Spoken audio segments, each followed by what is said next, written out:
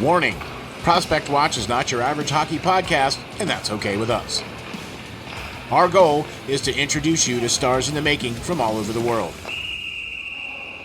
They may not be household names yet, but we assure you they will be soon enough. Welcome to Prospect Watch.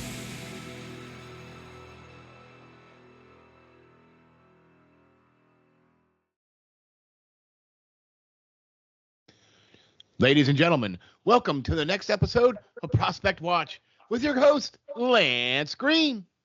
All right, guys, welcome back to Prospect Watch, a podcast that focuses solely on the discovery and promotion of some of the best young talent in the game today from all reaches of the world. Like Steel said, I'm your host, Lance Green, and my cohort, Steel, is, of course, going to be sticking around as we plan to bring you one heck of a show tonight. All right? Yes, we do. Because we have with us a very special guest, a Mr. Roger McQueen from the WHL's Brandon Wheat Kings. Roger, how are you? Thank you so much for being with us tonight. Yeah, no, I'm doing great. I appreciate you guys getting me on. This is awesome. Yeah. Great. Thanks for being on here, Roger. We really can't wait to get into some questions here, man, for sure. Perfect. All right. So, guys, just in case you aren't somehow familiar with this young man's game, let me get you familiar. Shame on you. Quick, right? Let me get you familiar, all right? So, McQueen is considered one of the top-rated prospects in this draft, largely due to his physical attributes. In that he is 6'5" and 192 pounds. He not only has the kind of size and strength every NHL team dreams of, a top-line centerman, but maybe what an NBA team considers ideal for their future shooting guard. He's so big, all right? But no, let's go. hockey. No, stay hockey. Right. So with that being said, we all know that size isn't everything, especially enough to warrant a first-round pick coming from the lottery, where this young man is projected to go. So with those lucky teams are drafting that early, Roger has the skill to go along with that size, thankfully. So because while he may not have that top end speed some smaller skilled players have, he can get the ice extremely well for a big man. And in doing so, he has shown time and time again that he is willing to utilize that size to take it to the outside of the rink just to cut in to the crease for a high quality scoring chance. Okay. Yeah, and buddy. Steele, don't let this kid or his team get in the offensive zone, okay? Because Yeah, right. and set up for a power play. Don't let him, because this young man, as shown this season in the WHL, and for that matter, maybe not too many NHL players, but we'll see eventually, are physically capable of moving him out from in front of the net once he has posted himself up there, all right? And he's not going to leave until his team scores a goal. So you're just not moving this guy out. He's physically, amazing stature. So I could talk about this kid all night, Steele, but let's get in some questions. Why don't we? I'm excited. Can you tell? Can Right. you tell? Right. Oh, yeah. Well, I'll tell you what. First of all, just to let you guys all know everything here, man, we really appreciate you tuning in here. If you like what we do, please hit the like and subscribe. We would really appreciate that as well, too. Oh, and also, just to tickle your fancy, we got some of Roger's best highlights rolling in the background here on the show here, just to tantalize you a little bit more with some of his skill and some of the way he puts the biscuit in the basket. So what do you say, Roger? You ready for some questions, buddy? Yeah, hit me. All right, we're going to hit you real good here, man. All right, we heard Lance talk a little bit about what he likes about your game, and I do too as well, of course. But I'd like to hear from you. What kind of a player do you consider yourself to be? Yeah, and try to play like a skilled power forward kind of style, more of a hard skill kind of game, and use my size to my advantage, and my shot and skill with being pretty tall is an advantage for sure. And you do have a really good shot, and you do have some really good skill. any kind of NHL player that you kind of maybe modeled your game after growing up, or? Yeah, I look at Ryan Getzlaf as a guy. I Ooh. try and go for, even though he's not in the league anymore. But it was kind of a guy we watched, and my dad really liked him. So kind of that's what I got. Okay, I mean that he was definitely a really really good player, and he played a lot of years there. And yeah, all right, I could see that. I could definitely see that, Lance. What do you think? Yeah, that's not a guy you hear of too much outside of, No. that West Coast kind of thing. A guy that's a little underrated in my eyes. He had a great career for Yeah, no, sure. I agree. Okay, so I know it seems like ages ago now to you probably, but can you take us back to maybe December of 2021 when that little scrawny kid with braces was drafted and signed by the Wheat Kings, and describe just how that felt at that time? Yeah, that was awesome. I think we all got together at a in a room with my parents' family and lots of my buddies and just put it up on the TV and we're kind of waiting along. I wasn't too sure what was gonna happen. I had a feeling maybe Brandon was gonna take me there, but wasn't 100% sure. And yeah, sure as hell when that happened, that was awesome. What a feeling to get drafted there fourth, and especially to the Brandon Wheat Kings, like such a great organization, and so many people have talked about how well they've done, and their players that have came out of Brandon is pretty incredible. So being drafted there was kind of the dream growing up, especially I was a season ticket holder with the Saskatoon Blades, so I went to watch Oh, there them you all the go. time, and it was my dream to play in that league. And then going to Brandon, I heard so much good about it, and it was a dream come true. Okay, so with that being said, touch on your experience now that you've been there, what, full seasons anyway. I think you played a couple of games that first year, but you know, speak on your experience there and how this organization has helped shape you into the player that you are today.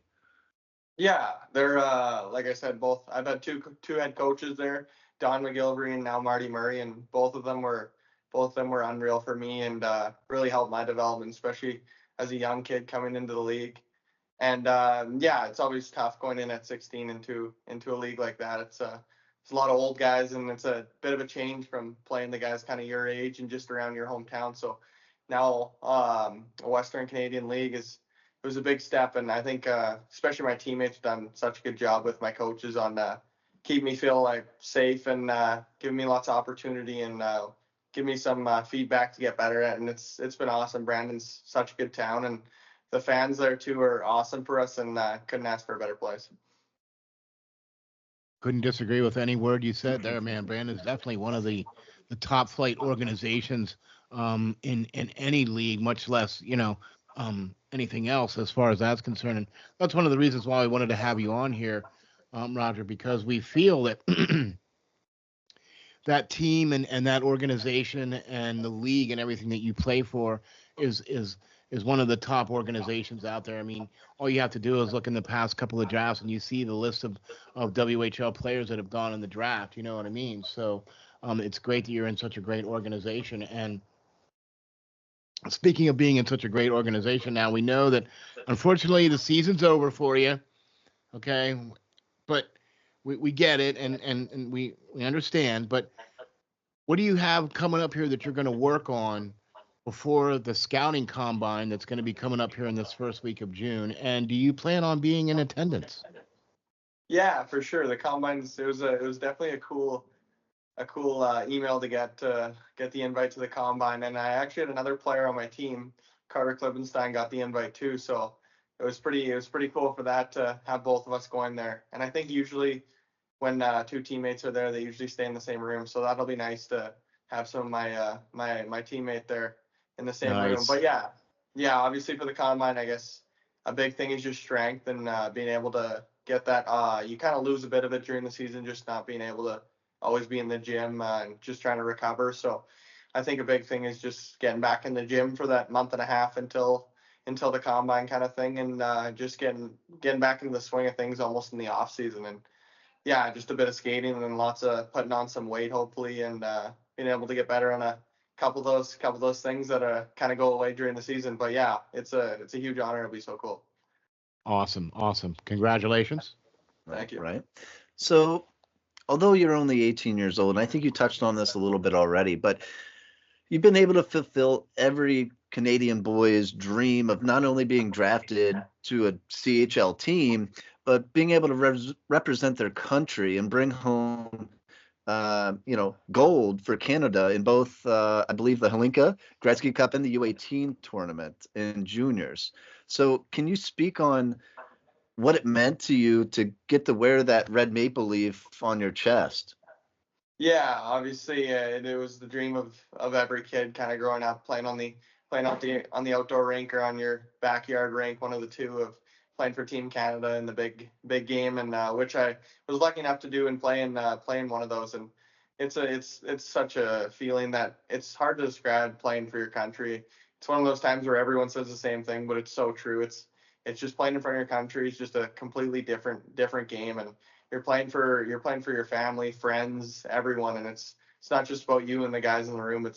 You're backing your country. So it was awesome. And both tournaments we got to go overseas to Europe, which was also very cool. And I'd never been there before, so that was a treat as well. And just kind of adding on to the whole tournament. But yeah, it was awesome. And both tournaments, both great coaches again, and all the guys there you seem are just kind of all gel so quick. And I think that's the biggest thing in a tournament like that, is just being able to get to know the guys and gel off the ice before being able to click on the ice. And when you get there, every guy's such a great guy, and being able to see them again the next year was so huge at the U18 Worlds. Obviously that got cut short, but we did still end up getting gold, which is amazing. And Yep. I got this ring here too, which is pretty A cool. little hardware. There you go. Look at that, folks. I gotta get that in there. Okay, there we go. Okay. Wow, Alright. look at that. That's a Yeah, big it's pretty ring, cool. man. Yeah. So we all got one of those, and yeah, Wow. it was a lifelong memory. Nice. Good deal. Nice. Man, you know what? That never gets old, man. That never gets old, seeing that hardware, brother.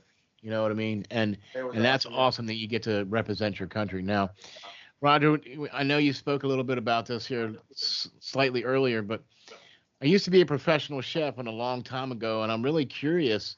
Do you eat your billet family out of house and home this season? Pretty close, yeah. Pretty Okay. close. Yeah, no, it's especially we had Charlie Ellick too. I lived with him when he was there, and he got traded this year. But yeah, we were both pretty big kids, so it was quite a bit to handle. But yeah, they're amazing. So Okay, did they get a meal stipend for you or something from the team, or Right. yeah, pretty close. Yeah, pretty close. Okay. No, but seriously though, I mean, I know you're still growing and you work out and playing all the games you do and everything, and obviously you burn a lot of calories. So tell us what like a normal game day intake of meals from sun up to sundown consists for you. Like, how does that all work? Your breakfast, your pregame meal, postgame meal, stuff like that. Can you go through that with us? Yeah, usually game day's a little lighter for me, just because I like to kind of feel flushed by the time of the game. So usually I try to get up around 8:30, 8:45. We'll have check-in at around 10. So usually try to get maybe like oatmeal and berries, or maybe some yogurt in there too. Nothing crazy. And then get to the rink. I usually pregame skate every day, every game. So I'll be on the ice till around 11:30, and then we have a team meeting at 12. And then for pregame meal, I fluctuate between about like maybe a chicken, rice, and broccoli, or some salmon maybe I'll throw in there sometimes, or like just a chicken fettuccine Alfredo Ooh, there kind you of go. thing. Yeah, and then me and my buddy Caleb Hadlin on the team will go for a 40-minute walk usually every game before the game. So we'll do that, and then I have like a 30-minute nap, and then usually head to the rink about 3 hours and 15 minutes before, and stretch for a bit and hang out with the guys. So usually I'm there. You're there either first or second. So have some alone time, I guess. But wait for the guys to come and just talk hockey, and then kind of get on the ice and see what we can do. There you go, man. That's awesome. That's awesome. So, what is your favorite meal that your billet uh, family makes for you? Ooh, They do make very good steaks, so I would have to say steaks. Pretty generic answer, but they're really good at cooking steaks. So All right. There you there we go. go. I'll take Yeah. that. All right. Okay, so obviously this season, your draft year, did not go quite as you might have planned with you getting injured and having to miss a significant amount of time this season. But without going into too much detail, can you tell us perhaps, and any prospecting NHL team that might be watching, how you're feeling right now? Obviously, you got back out there, obviously towards the end of the season, but how do you feel now? Are you back to 100% or?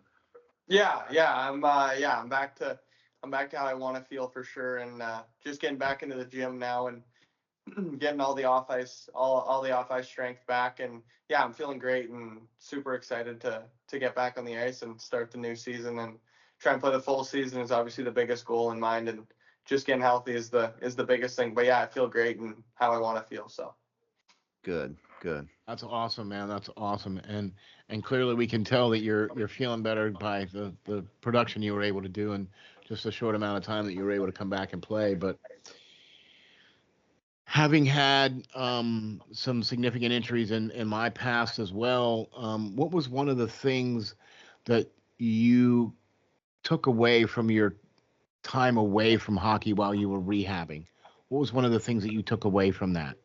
yeah, the biggest thing for me was just staying positive through the whole thing and just being able to realize that there wasn't much I could do about it, and so just trying not to get down on yourself and kind of beat yourself up about something you can't really control. So especially with the injury of mine, he couldn't really do anything. I just had to wait for it to heal. So it wasn't a whole lot of rehab. So it was kind of just staying positive and just recognizing that it's going to get better at some point and just sticking to the process. Okay. And now with that, sticking to the process and everything, what was it like getting back out there again with your teammates and getting that first goal and that first assist? Yeah, exactly. That's the biggest thing is missing your teammates is a huge thing, and just being able, because I was at home for a bit too, and you get pretty bored in the season watching your team play, and you just want to get out there and be able to battle for the guy standing next to you. So it was tough being out, but yeah, the first goal and first assist just felt so nice to be able to get back into the swing of things, and yeah, it was just the best feeling. Good deal. All right. So I know currently, I mean, it's going to be a busy off season for you this year, especially. But now that the season's over, what are you looking forward to getting back into? Maybe a off ice hobby, something hanging out with friends, something that you haven't been able to do. Obviously with the season going on. Yeah, a big thing is I love we have a boat here, so I love wake surfing. I do a lot of that, so I gotta wait for it to get a little warmer, I guess, and the lake's done freeze out here in Saskatchewan. But that's probably my favorite thing to do in the summer. And then I've the obvious hanging out with friends, and I have a sports court in my backyard, so I play a lot of basketball and just hang out back there. And I think honestly, just being outside and not being sheltered in the negative 40 weather is like it's Yeah, a right. huge. It's getting so nice now, and you almost take it for granted. But yeah. Exactly.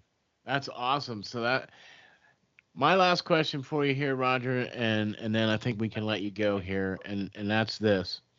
Um, what would you tell the guys that are coming up that want to be in the position where you are? What kind of advice would you tell them?